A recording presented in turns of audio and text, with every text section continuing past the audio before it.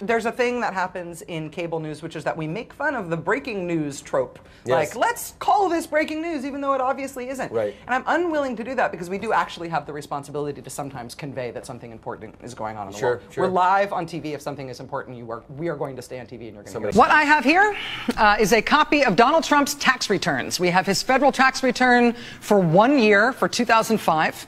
I believe this is the only set of the president's federal taxes that reporters have ever gotten a hold of.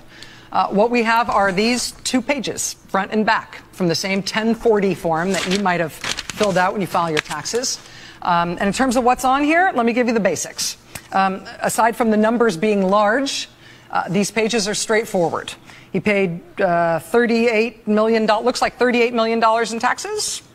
He took a big write-down of $103 million. More on that later.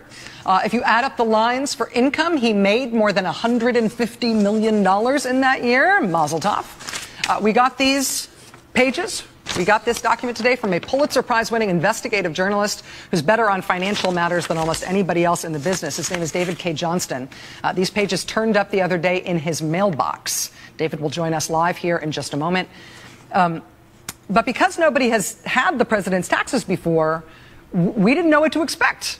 When we showed this 2005 return to the White House to ask them if it's real, we sent this over to the White House tonight, and the White House responded basically with, yep.